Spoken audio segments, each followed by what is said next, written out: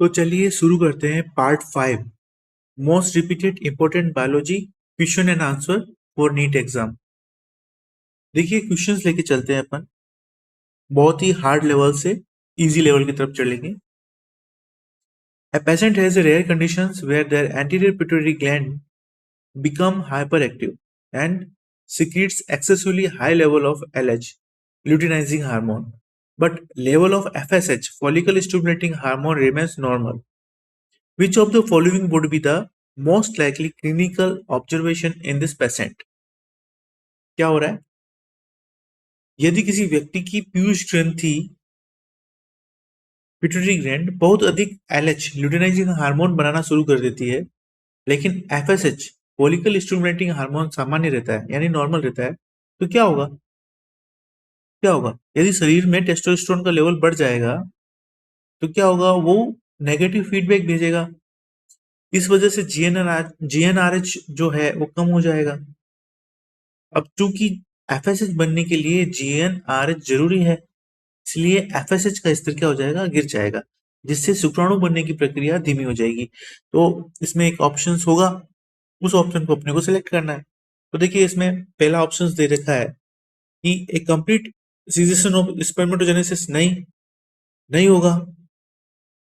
ये नहीं होगा, क्यों? क्योंकि it is wrong because spermatogenesis wouldn't necessary cease entirely. It would just be impaired by the lower FSH. ठीक है, सेकेंड ऑप्शन सही है। तो जब रक्त में टेस्टोस्टेरोन इनहिबिन का स्तर बढ़ जाता है तो वो हाइपोथैलेमस और पीयूष ग्रंथि को संकेत भेजकर जीएनआरएच और एलएच और एफएसएच के स्राव को कम कर देती है। ठीक है, और नेगेटिव फीडबैक का जो मुख्य बिंदु है वही है कि टेस्टोस्टेरोन का जो लेवल बढ़ता है तो ये एलएच और एनएच जीएनआरएच को रोक देता है। ठीक है, और इनहिबिन क्या होता है? ये सर्टोली कोशिकाओं द्वारा तब निकलता है जब शुक्राणु पर्याप्त मात्रा में बन जाता है, तो ये विशेष रूप से एफएसएच के स्राव को रोकता है। ठीक है, तो मस्ट नो फैक्ट क्या है कि सर्टोली सेल्स दो काम करता है, शुक्राणुओं को पोषण देता है और इनहिबिन हार्मोन बनाता है। अब हम कुछ वन लाइनर लेते हैं। देखिए, ल्यूटिनाइजिंग हार्मोन ये लीडिंग कोशिकाओं पर कार्य करता है और एंड्रोजन मुख्यतः टेस्टोस्टेरोन के संश्लेषण और स्राव को उद्दीप्त करता है। एफएसएच क्या करता है? ये सर्टोली कोशिकाओं पर कार्य करता है और शुक्राणु जनन यानी स्पर्मेटोजेनेसिस की प्रक्रिया में सहायता करने वाले कारकों का स्राव को उद्दीप्त करता है। तो याद रखने वाली ट्रिक क्या है इसमें? एलएच यानी लीडिंग सेल्स यानी टेस्टोस्टेरोन सीक्रेट करता है, एलएच। ओके, और एफएसएच क्या करता है? सर्टोली सेल्स के अंदर स्पर्मेटोजेनेसिस को प्रमोट करता है। ठीक है,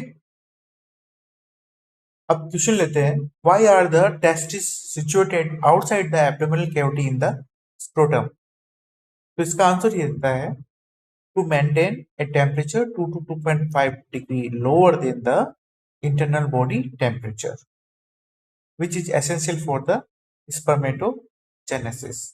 बाहर इसलिए होते हैं स्क्रोटम क्योंकि उसका टेम्परेचर 2 से 2.5 डिग्री कम होता है। क्वेश्चन क्या है?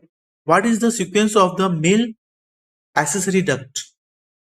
तो ये हमने पार्ट 4 में पढ़ा था कि जो सीक्वेंस है वो किस तरह से होती है। हमने वो इसमें एक ट्रिक भी पढ़ी थी, वो आप जाके पार्ट 4 देखिए और वहां से वो ट्रिक सीख के क्वेश्चन को आप इजीली कर सकते हैं।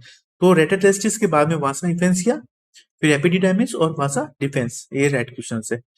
ठीक है, अगला क्वेश्चन लेते हैं, how do LH and FSH differ in their target cell?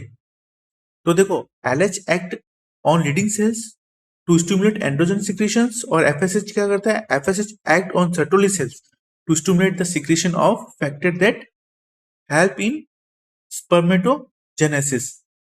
Next question लेते हैं, what is inhibin and what is its role? तो inhibin is a glycoprotein hormone secreted by the Sertoli cells. It provides negative feedback, especially anterior pituitary, and suppress FSH productions when the sperm are produced and excessively. ठीक है, तो हमारे channel को subscribe कीजिए